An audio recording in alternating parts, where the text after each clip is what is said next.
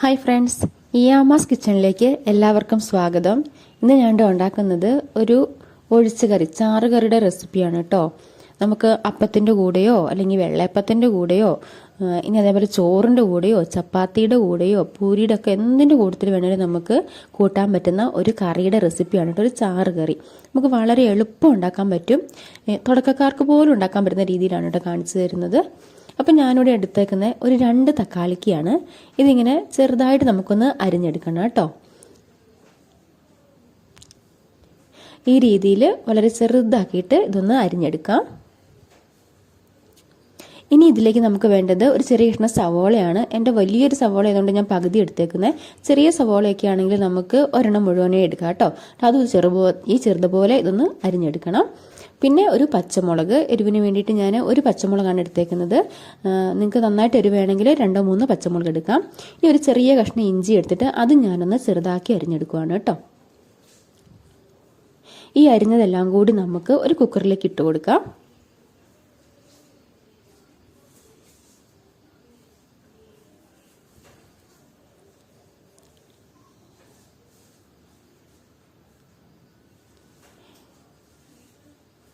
ഇനി ഇതിലേക്ക് ഞാൻ ഇപ്പോൾ 1 ടീസ്പൂൺ ഉപ്പുപൊടിയാണ് ചേർത്ത് കൊടുക്കുന്നത്. നമുക്ക് ആവശ്യമുണ്ടെങ്കിൽ പിന്നീട് ചേർത്ത് കൊടുക്കാം. പിന്നെ ഒരു ശകലം, ഏകദേശം 1 കപ്പോളം വെള്ളം ഒന്ന് ഒഴിച്ചിട്ട് നമുക്കിതൊന്ന് വേവിച്ചെടുക്കണം.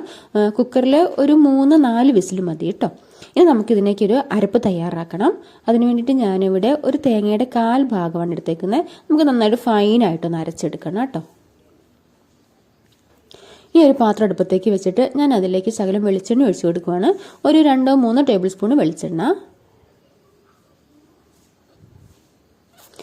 നന്നായിട്ട് ചൂടായിട്ട് വരുമ്പോൾ നമുക്കൊന്ന് കടുക് ഇട്ട് കൊടുക്കാം.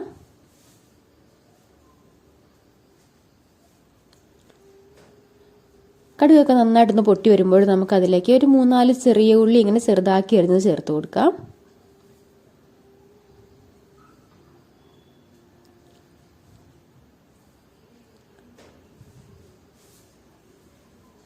ചെറുതായിട്ട് ഒന്ന് ഇളക്കിയതിന് ശേഷം നമുക്ക് 2 തണ്ട് കറിവേപ്പില ചേർത്ത് കൊടുക്കാം.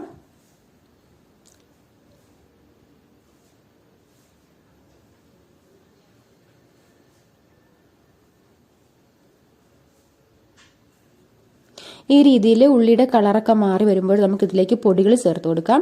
1 ടേബിൾ സ്പൂണ് മല്ലിപ്പൊടി, 1/2 ടേബിൾ സ്പൂണ് എരിവുള്ള മുളക് പൊടി, 2 ടീസ്പൂണ് കാശ്മീരി മുളക് പൊടി, ഒരു 1/4 ടീസ്പൂണ് മഞ്ഞൾപ്പൊടി, ഒരു 2 ടീസ്പൂണ് മീറ്റ് മസാല. ഇത്രയും പൊടികളാണ് ഞാൻ ചേർത്തേക്കുന്നത്.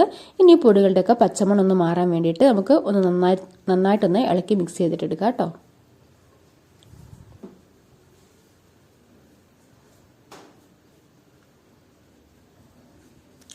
ഇനി നമ്മൾ അരച്ചു വെച്ചേക്കുന്ന തേങ്ങയുടെ അരപ്പ് നമുക്ക് ചേർത്ത് കൊടുക്കാം.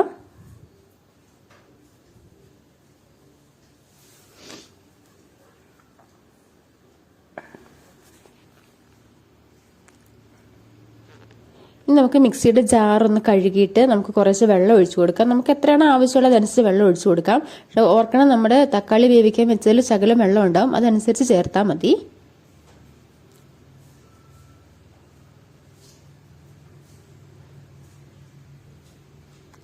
നമ്മൾ വേവിച്ച് വെച്ചേക്കുന്ന തക്കാളി നമുക്ക് ചേർത്ത് കൊടുക്കാം.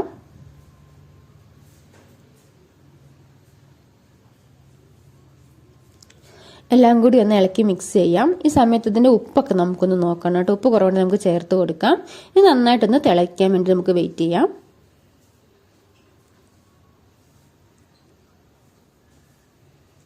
ഈ രീതിയിൽ നന്നായിട്ടൊന്ന് തിളച്ച് വന്നാൽ മതി. നമ്മുടെ കറി നമുക്ക് റെഡി ആയിട്ടുണ്ട് കേട്ടോ. അപ്പോൾ ഇത്രയേ ഉള്ളൂ. വളരെ എളുപ്പം ഉണ്ടാക്കാൻ പറ്റുന്ന ഒരു തക്കാളിക്കറിയാണ്. അപ്പോൾ എല്ലാവരും ഇതൊന്ന് ഉണ്ടാക്കി നോക്കണം. ഉണ്ടാക്കി നോക്കിയിട്ട് അഭിപ്രായങ്ങൾ കമൻ്റായിട്ട് അറിയിക്കണം. ലൈക്ക് ചെയ്യണം, ഷെയർ ചെയ്യണം, ചാനൽ സബ്സ്ക്രൈബ് ചെയ്ത് സപ്പോർട്ട് ചെയ്യണം.